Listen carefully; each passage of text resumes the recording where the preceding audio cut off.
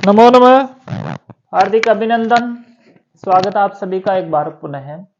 अब यहाँ पे हम पिछली कक्षा में सूत्र पढ़ रहे थे नपुंसकस्य जलज।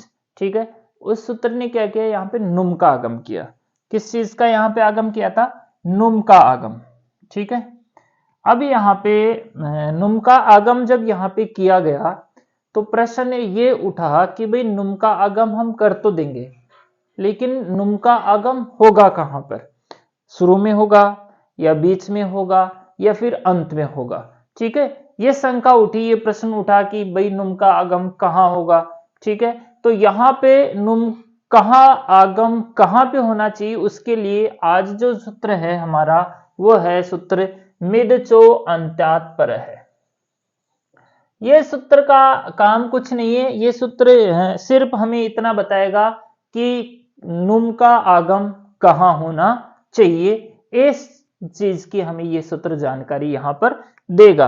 अगर हम सबसे पहले सूत्र का यहां पे पदच्छेद करें तो पदच्छेद के अंदर यहां पे सबसे पहले शब्द निकल के आता है मित। ठीक है, मित अच अंत्यात पर है, इस तरह से। ठीक है, मित अच अंत्यात पर है।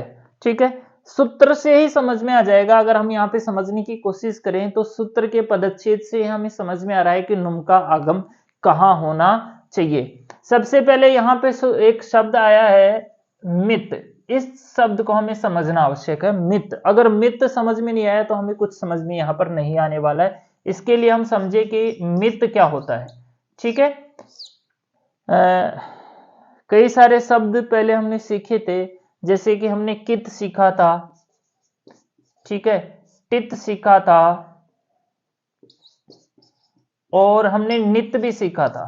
ठीक है, नीति हर्षवश्च एक सूत्र आया था, उसके अंदर ये नित शब्द भी वहां पर आया था कि मित, मित, कित, टित या फिर नित या फिर पित, ये शब्द क्या होते हैं? देखो, कित जिसे कहेंगे क इत संज्ञा को, ऐसा शब्द जिसके अंदर क की इत संज्ञा हो गई है वो कित, जिसमें ट की इत संज्ञा हो गई है वो टित, जिसमें न की इत संज्ञा हो गई वो हो गया नित।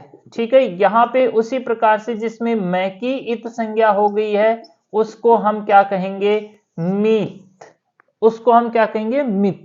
जिस ऐसा आगम या प्रत्यय या शब्द जिसके अंदर मैं की इत संज्ञा हो जाती है उसे हम मीत कहते हैं। और यहां पर जो हम शब्द का आगम करने वाले हैं वो हमारे पास है नुम। ठीक है, नुम का जब हम अनुबंध लोप करते हैं तो केवल न शेष रहता है। यहाँ पे मैं जो होता है उसकी इत संज्ञा यहाँ पर हो जाती है और मैं की इत संज्ञा होने से इस नुम को हम कहेंगे मित। परीक्षा में सीधा सा एक सरल सा प्रश्न ऐसे बना सकता है कि निम्न में से मित है, निम्न में से मित है। अब इसमें नुट, ठीक है, इसमें सुट, इसमें नुम और इसमें दे देगा सुप।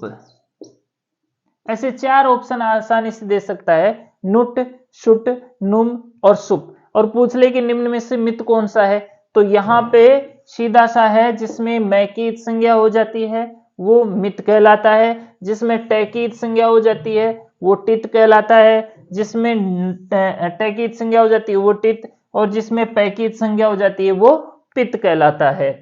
तो यहाँ पे ये सूत्र कहता है कि मित, जितने भी मित होंगे, चाहे नुम ही नहीं, केवल नुम ही नहीं, यहाँ पे और भी कोई अगर आगम होगा, कोई प्रत्यय होगा और उसके अंदर मैं की इत संज्ञा वहां पर हो जाती है तो अंतिम जो अच होगा, जो शब्द होगा उसका जो अंतिम अच होगा, अंतिम जो स्वर होगा उसके बाद उस चीज का आगम होगा। ठीक है, जैसे कि अगर हम आगे की क्लास में अगर हम पढ़ेंगे, जैसे कि हम ज्ञान शब्द आगे पढ़ने वाले हैं।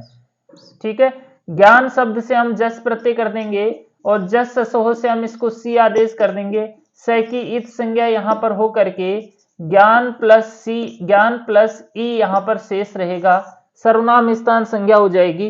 अब यहां पर नपुंसकस्य जलस्य हमें नुम का आगम करना है, तो हम कहां पर यहां पर नुम का आगम करेंगे।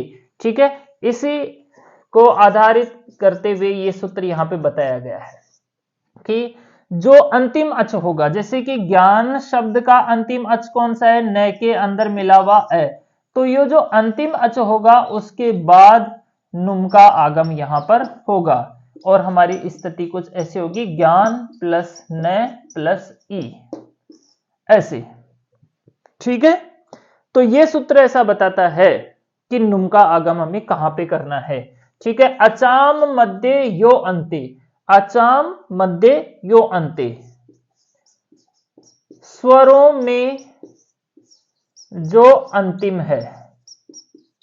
ठीक है, स्वरों में जो अंतिम है, यहां पे स्वरों में अंतिम कौन सा है, ज्ञान शब्द का न का ए। ठीक है, अचों में जो अंतिम है तस्मात् पर है, उसके बाद अंत अवयव मित स्यात्, उसके बाद मित का आगम होगा,